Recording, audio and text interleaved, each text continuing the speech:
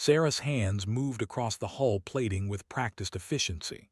The welding torch sparked bright blue in the darkness of space, sealing another section of the warship. Around her, 100 other workers did the same, their suits reflecting the distant sun like fireflies against the massive ship's hull. She remembered when she used to fly ships like these, before the chains, before the came and took everything. That was 23 years ago, when Sarah had been a captain in Earth's Defense Force. She'd been good at it, too. Her squadron had taken down 3 fighters before the electromagnetic pulse disabled every human ship in the sector. The battle had lasted 6 hours. The war had lasted 3 days. They had come with promises of peace and partnership. They'd left humanity in chains. "You're daydreaming again," the voice crackled through her helmet. It was working 2 sections over. "Focus, or the overseer will notice." Sarah glanced toward the observation platform where Executor X stood watching them. He was tall and thin, with gray skin that seemed to absorb light. His 6 eyes tracked the workers with cold efficiency. "I'm focused," Sarah muttered, returning to her work. But was right to worry. 3 months ago, a worker had been caught deliberately weakening a hull joint. They had made everyone watch as they executed him. They'd done it slowly. Sarah finished her section and moved to the next. The work was mindless, which gave her too much time to think. Too much time to remember her daughter's face the last time she'd seen her, before they had taken the child away for educational placement. That had been 15 years ago. The shift ended 6 hours later. Sarah and the other workers cycled through the airlock into the station proper. Inside, they removed their suits in silence. Nobody talked much anymore. Talking led to thinking, and thinking led to dangerous ideas. But Sarah had dangerous ideas anyway. She made her way through the cramped corridors to her quarters. The room was barely large enough for a bunk and a small desk. On the desk sat her only possession of value, a photograph of her family before the conquest. Her husband had died in the initial invasion. Her daughter was somewhere on Earth, being raised to serve the... A soft knock came at her door. Sarah opened it to find standing there. The scientist was thin and nervous, always looking over his shoulder, but his eyes held something tonight, something bright and dangerous. "Can I come in?" he asked quietly. Sarah stepped aside, entered and immediately activated a small device that created a static field around the room. It would scramble any listening devices for about 5 minutes. "I found something," said, his voice shaking with excitement and fear. "In the archives. They let me access old files for my work on xenobiology, and I found records they didn't mean to leave there." "What kind of records?" "Records of other species. 12 of them, species that conquered before they found us." Pulled out a small data chip. "Sarah, they're all gone now, extinct or changed so much they might as well be." Sarah felt ice in her stomach. Changed how? "Genetic modification. They call it pacification protocols. They alter the brain chemistry, make species more compliant, less aggressive, less able to resist." "Why are you telling me this?" Met her eyes. "Because I intercepted a communication yesterday. The Council is meeting next month to vote on implementing the same protocols on humanity. They think we're too unpredictable, too dangerous." Sarah sat down heavily on her bunk. "How long do we have?" "If they vote yes, implementation would begin within 6 months, starting with the children." His voice cracked. "They'll change them first, make sure the next generation grows up docile. Within 2 generations, humanity as we know it will cease to exist." For a long moment, Sarah said nothing. She looked at the photograph on her desk, at her daughter's smiling face. Somewhere on Earth, that girl was now a woman. Would the change her too? Turn her into something that could never rebel, never fight, never be truly human? "There's more," said. "I'm not the only one who knows. There's a network, people across the system who've been preparing for this." "Preparing how?" "Before the final defeat, some of Earth's military leaders saw what was coming. They created hidden caches, not just weapons but fabrication facilities, AI systems, research data, everything we'd need to fight back. They disguised them as asteroid mining operations, maintenance stations, storage depots. The never found them. Sarah looked up sharply. How many? 17 confirmed locations. Mars, Luna, the Belt, even one in the Belt. Leaned forward. Sarah, we have less than a year to act. After that, we lose everything. Not just our freedom, but our very humanity. Who else is part of this network?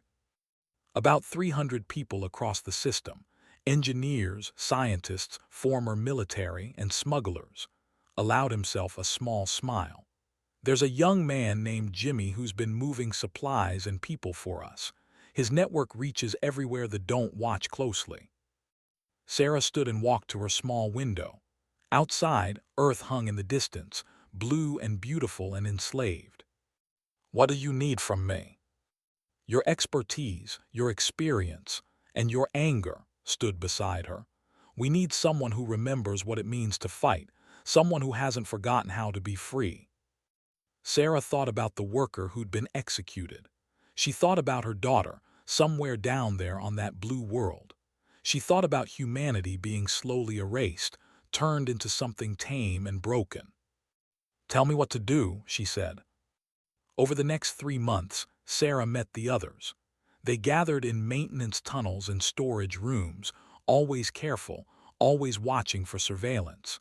The network was larger than she'd expected and more organized. Jimmy turned out to be barely 25, with quick hands and a quicker mind. He'd grown up after the conquest, never knowing true freedom, but somehow he'd kept the spark alive. His smuggling routes connected the scattered resistance cells like threads in a web. There was Wei, an administrator who'd risen high in the bureaucracy. He was also Sarah's younger brother, though they hadn't spoken in 15 years.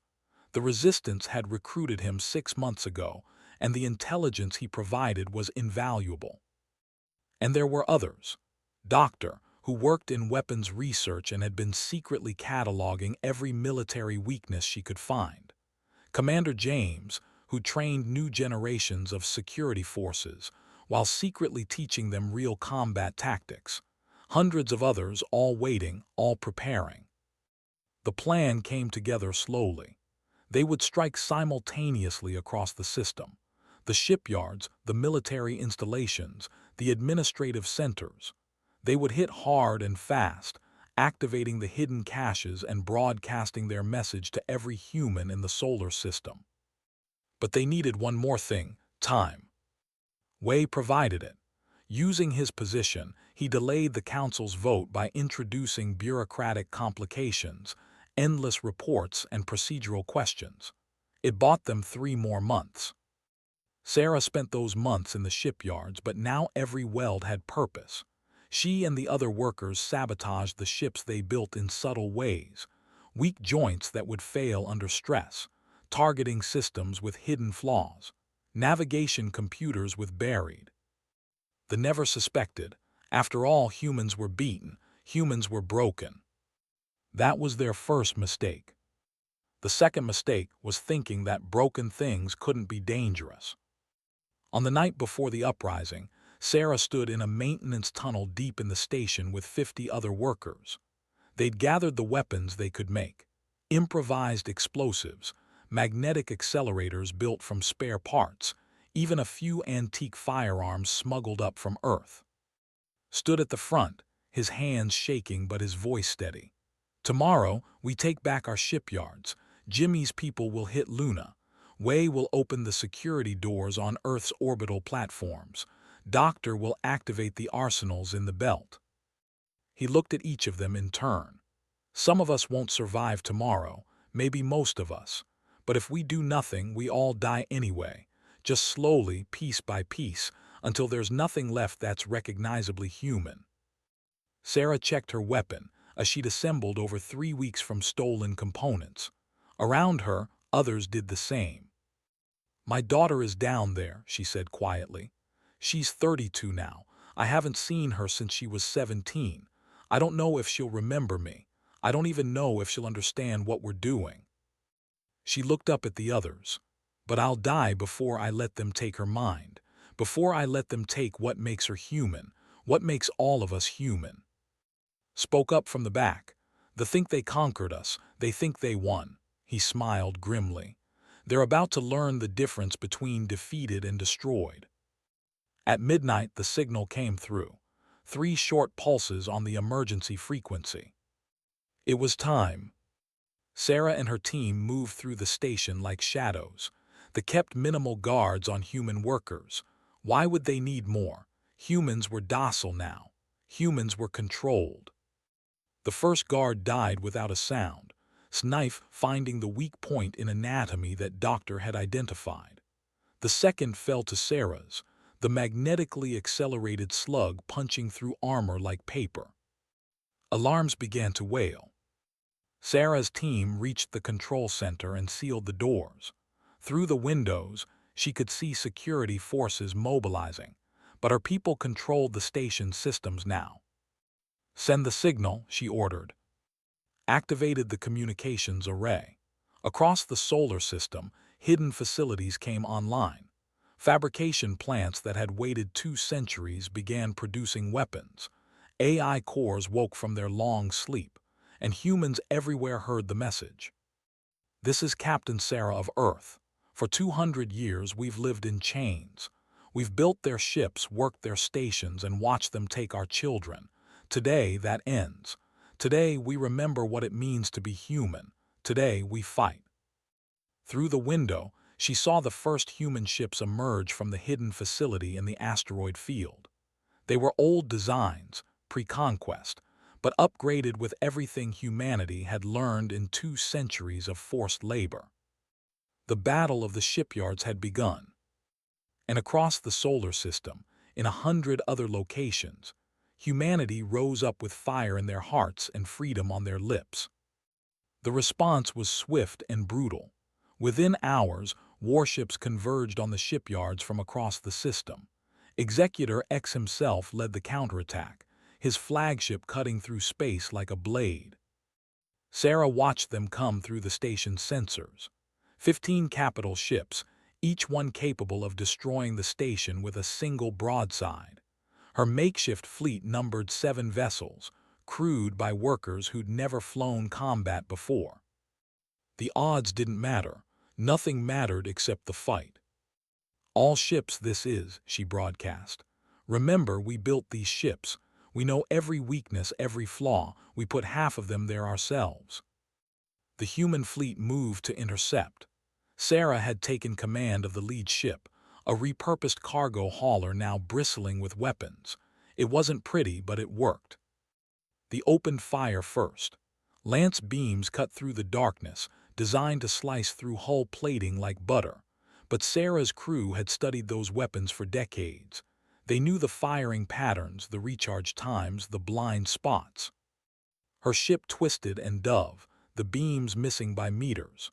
Return fire lanced out, rounds moving at a fraction of light speed. They had shields, but shields couldn't stop kinetic weapons moving that fast. The first ship took 3 rounds through its main reactor. It went dark, drifting.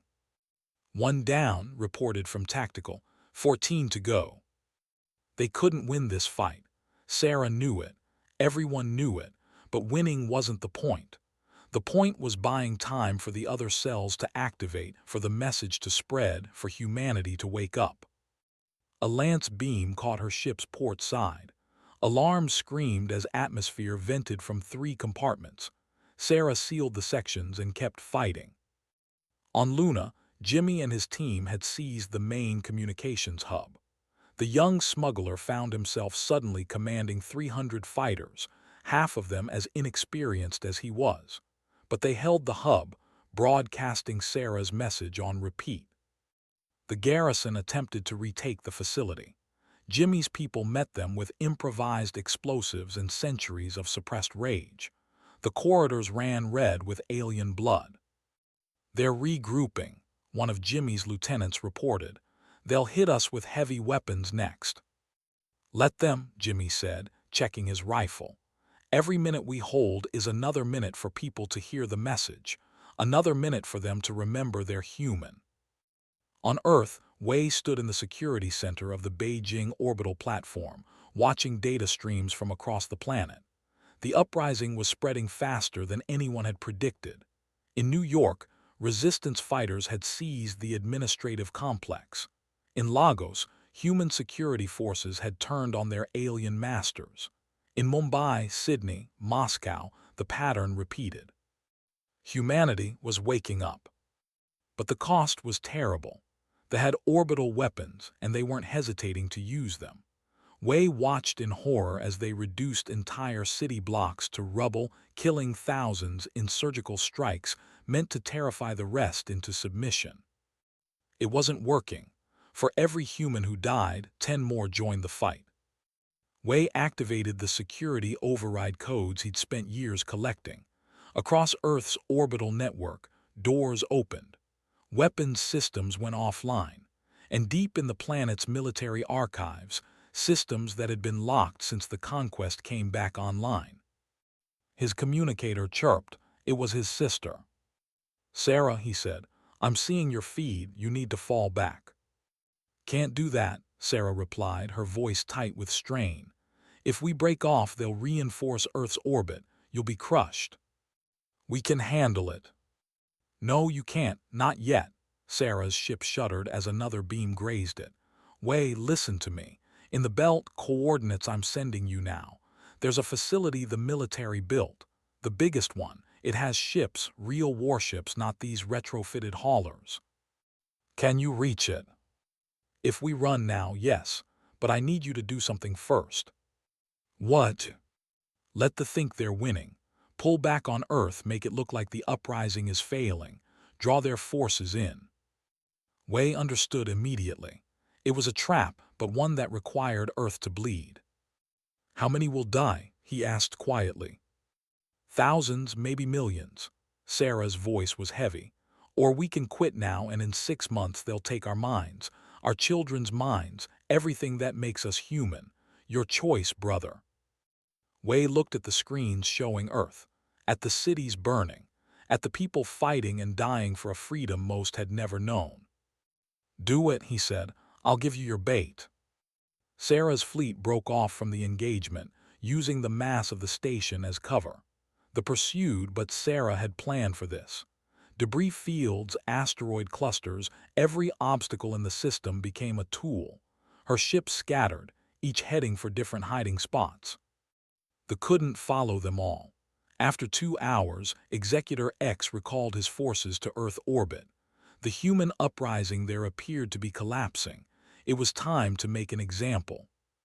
Sarah's ship limped toward the belt, trailing atmosphere and coolant. Half her crew was dead. The ship wouldn't last another fight, but she'd bought the time they needed. She said to the scientist huddled at the navigation station, "Tell me about this facility."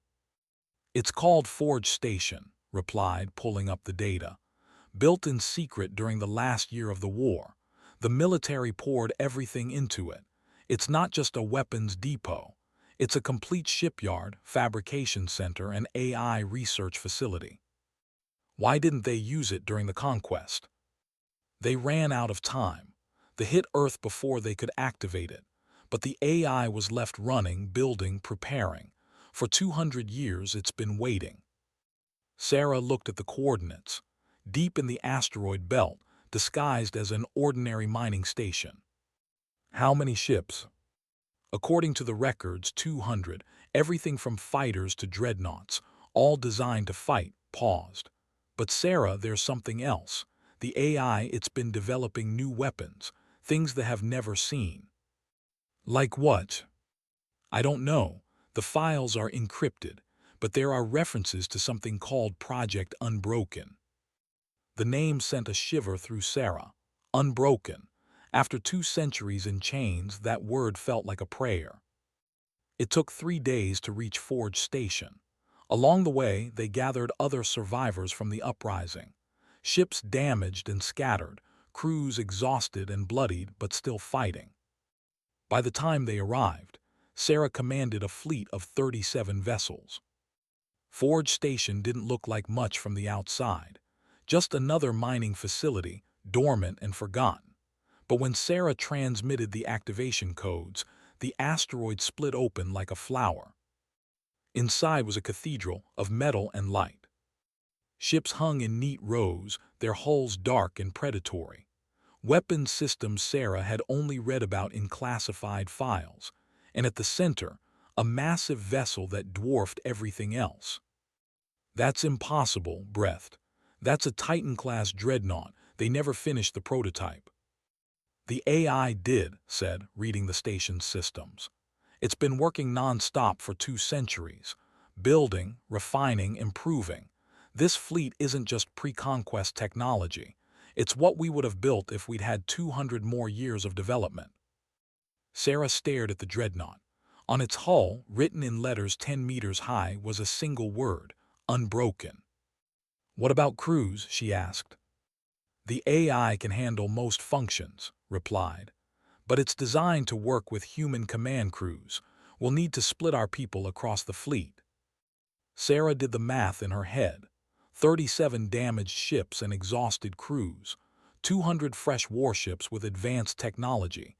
Against them, the entire protectorate. "It's still not enough," said quietly. "Even with these ships, we're outnumbered 100 to 1. "Maybe," Sarah said, "but we have something they don't." "What?" She looked at the faces around her. Exhausted, wounded, scared, but not broken, never broken. "We have nothing left to lose." For 6 days, they trained. The AI proved to be a patient teacher, drilling the crews on systems far more advanced than anything they'd used before. Sarah took command of the Unbroken, with as her tactical officer and coordinating the science teams. On the 7th day, the call came from Earth. Wei's voice was hollow with grief. "They're killing everyone. They have stopped trying to restore order. They're just executing people in the streets. Entire cities are being leveled." "How long can you hold?" Sarah asked. "Hours, maybe less. Sarah, if you're coming, it has to be now." Sarah looked at her bridge crew. They were ready as they'd ever be. "All ships," she broadcast to the fleet. We've spent 200 years building their weapons, flying their ships, living by their rules. Today, we show them what happens when humans build for themselves." She pulled up the tactical display. Earth was surrounded by the fleet. Over 100 capital ships in orbit, with Executor X's flagship at the center. "We're going to hit them with everything we have. No mercy, no quarter, no retreat. They think they've seen human warfare. They're wrong. They've only seen us surrender." The fleet moved out, 200 warships running dark and silent through the belt. They wouldn't see them coming. They were too focused on Earth, too confident in their victory. As they approached the inner system, Sarah thought about her daughter, about all the human children who'd grown up in chains, about the millions who'd died fighting for this moment. "Weapons free in 30 seconds, announced. Sarah gripped her command chair. 200 years of rage and grief and desperate hope condensed into this single moment. "For Earth," she said quietly. The fleet dropped out of their approach pattern directly behind the formation. The aliens had seconds to react before the universe became fire. Project Unbroken activated. The new weapons that the AI had spent centuries developing. Lance cannons that punched through shields like they were paper. Missiles that thought for themselves, adapting to countermeasures. And something new, something the AI called a quantum disruptor. The first ship to be hit by it simply ceased to exist. Not destroyed, not exploded. Just gone as if it had never been there at all. "What was that?" shouted. "That was 200 years of human ingenuity with no limits," replied, his voice filled with awe and horror. "That was what we could have built if they'd never conquered us." The battle became chaos. They tried to reform their lines, but Sarah's fleet was everywhere at once, striking and fatting, using tactics the aliens had never encountered. Human tactics developed in secret, refined in slavery, unleashed in fury. Executor X's flagship turned to face the Unbroken. For a moment, the two ships hung in space, weapons charged, shields at maximum. "He's hailing us," the communications officer reported. "Put him through," Sarah ordered. X's face appeared on the screen. The look shaken, his perfect composure cracked. "Captain," he said, "this is madness. You cannot win. Even if you destroy this fleet, the Protectorate will send 10 more, 100 more. You are one system against an empire of 10,000 worlds." "Then we'll fight 10,000 fleets," Sarah replied calmly. "And when those are gone, we'll fight whatever comes next. That's what you never understood about us. We don't know how to quit." "You're talking about the extinction of your species." "No," Sarah said. "That's what you were planning. We're talking about freedom or death, and we'll take death every time." She cut the transmission and gave the order, "Fire everything." The Unbroken's weapons spoke as one. Every gun, every missile, every quantum disruptor aimed at a single target. X's shields held for almost 3 seconds before collapsing. The flagship broke apart, scattering debris across thousands of kilometers. The remaining ships broke formation. Some tried to fight, most fled. Sarah let them go. She had a more important mission. "Damage report on the fleet." 60 ships destroyed, 83 damaged, but we held the field. Looked up, something like wonder in his eyes.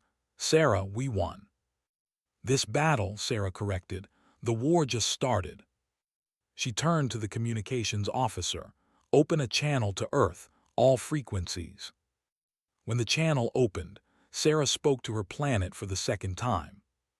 "This is Captain Sarah. The fleet is broken. Earth is free. But this is just the beginning. The Protectorate will come again, stronger and angrier. We have to be ready." She paused, choosing her next words carefully. "For 200 years, they kept us down by making us forget what we are. They took our weapons, our ships, our freedom. They almost took our minds. But there's one thing they could never take. They could never take our stubborn refusal to accept defeat." On Earth, in orbit in the belt, across every human settlement in the system, people watched and listened. "We were never going to be good slaves," Sarah continued. "We're too angry, too proud, too damn difficult. The thought they could chain us, break us, remake us into something docile. They were wrong." She looked at her crew, at the survivors who'd fought and bled to reach this moment. "Humanity doesn't break. We bend, we adapt, we survive, and when you least expect it, we come back swinging. That's what it means to be human. That's what they tried to take from us. And that's what we just proved they never could." The transmission ended. For a moment there was only silence. Then from Earth, the cheering began. Sarah spent the next week coordinating with resistance cells across the system. The uprising had cost millions of lives, but humanity had its freedom back. Ships were being repaired, weapons manufactured, defenses established. On the 8th day, something unexpected happened. Burst onto the bridge of the Unbroken, his face flushed with excitement. "Sarah, we're getting transmissions from other systems, other species." "No, client species, the ones that conquered and pulled up the data. They're asking for help. They're saying our message gave them hope, that if humans could break free, maybe they could too." Sarah studied the transmissions. They came from a dozen different systems, all within the Protectorate's borders. Species she'd never heard of, all living under the same chains humanity had just broken. "The genetic modifications," she said, "can they be reversed?" "Doctor thinks so. It'll take time, but yes, we can undo what they did." Hesitated. "But Sarah, if we help them, we'll be declaring war on the entire Protectorate, not just defending Earth, but actively fighting them across the galaxy. And if we don't help, they'll suffer what we almost did.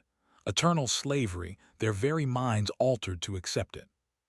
Sarah looked at Earth through the viewport, blue and beautiful and free. Her daughter was down there somewhere. Sarah had received word that she'd survived the uprising, that she was asking about her mother. After 32 years, They might finally meet again. But there were other daughters on other worlds, living under other chains. "Send a reply to all transmissions," Sarah ordered. "Tell them we're coming. Tell them to hold on just a little longer." Stepped forward.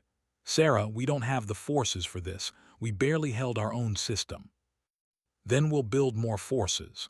We've got Forge Station, we've got the AI, and we've got the plans for every weapon the feared. We'll build a fleet that can fight across the galaxy."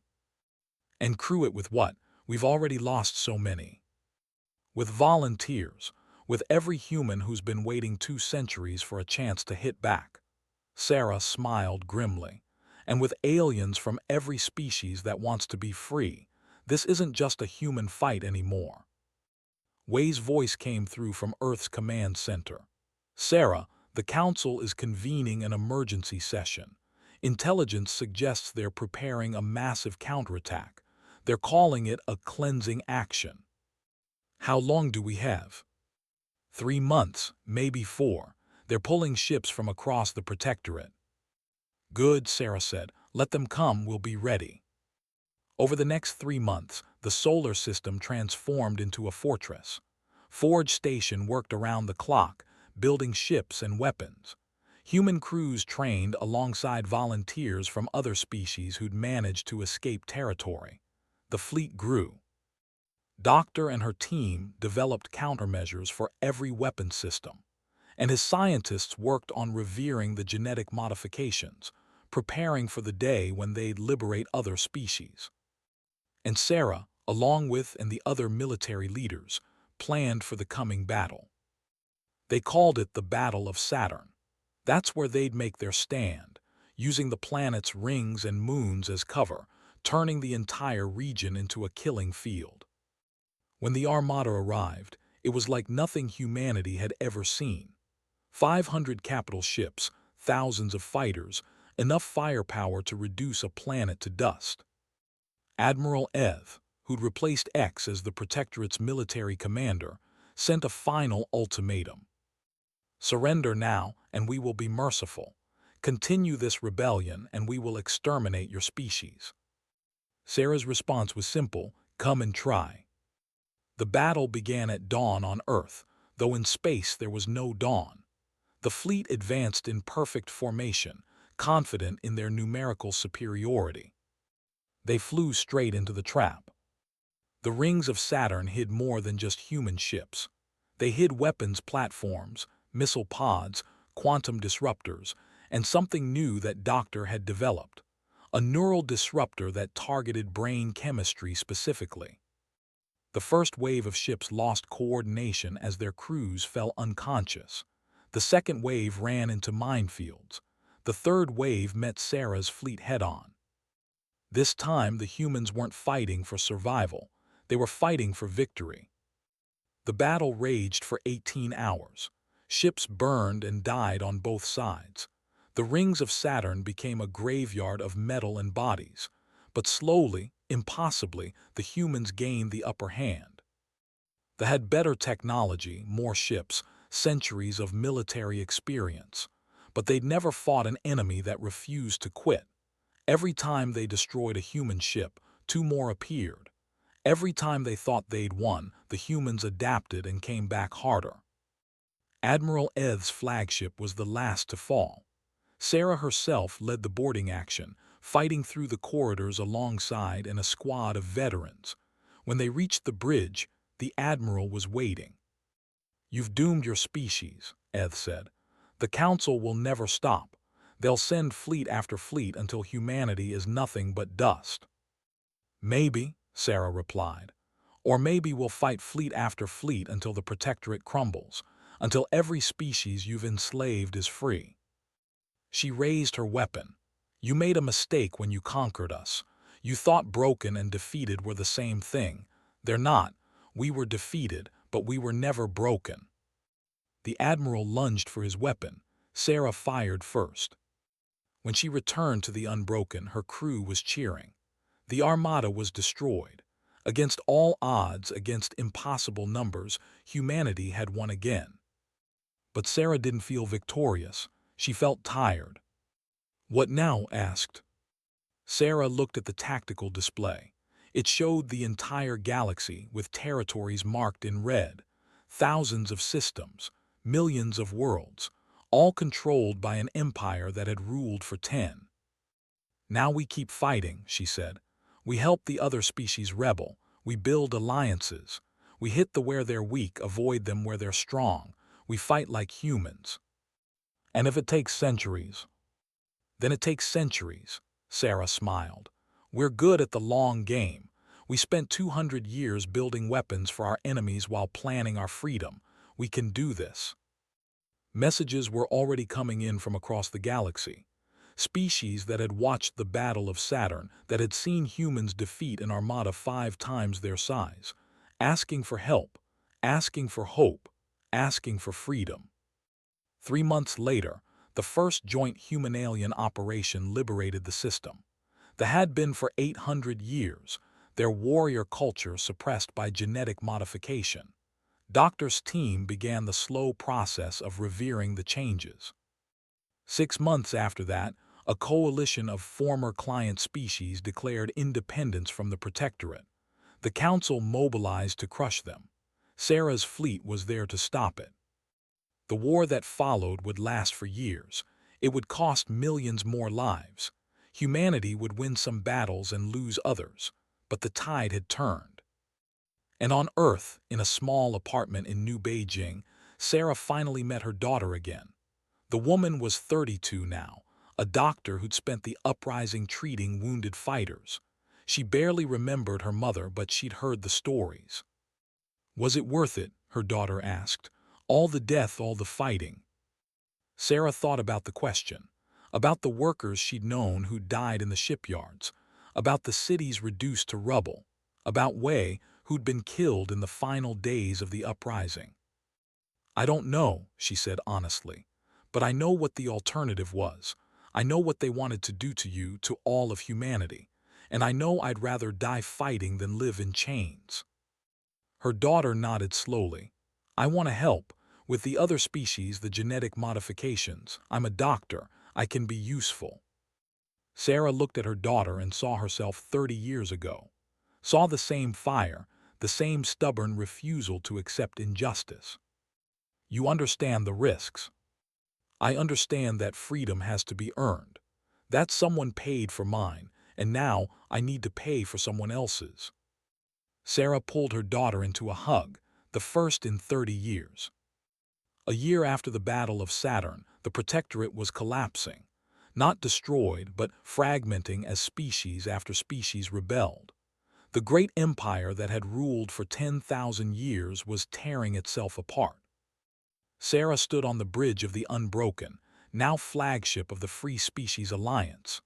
Around her, the bridge crew was a mix of humans and aliens, all working together. A new message had arrived from space. This one was different. It came from the Council itself. "They're asking for peace talks," the communications officer reported, disbelief in her voice. "After everything they've done," said. "After all the species they've enslaved, modified, destroyed." Sarah read the message carefully. The Council was offering to recognize human independence, to cease all military operations against Earth and its allies, to allow species to leave the Protectorate peacefully. "It's a trap," said. "It has to be." "Maybe," Sarah replied. "Or maybe they finally understand. You can't chain a species that refuses to be chained. You can't break people who define themselves by their refusal to break." She composed her response carefully. The alliance would negotiate, but from a position of strength. There would be terms. They would release all client species from genetic modifications. They would pay reparations. They would face justice for their crimes. And if they refused, the war would continue until the Protectorate was nothing but a memory. The response was sent. Now came the waiting. Sarah looked out at the stars. Somewhere out there, they were deciding the future of the galaxy. But for the first time in 10,000 years, they weren't the only ones making that decision. Humanity had broken its chains, and in doing so, they'd shown the galaxy that chains could be broken. The future was uncertain. There would be more battles, more sacrifices, more hard choices, but humanity would face them as they'd always faced impossible odds. With stubborn, defiant, unbreakable courage. The kind of courage that said no matter how many times you knock us down, we'll get back up. The kind of courage that said you can take everything from us except the choice to keep fighting. The kind of courage that defined what it meant to be human.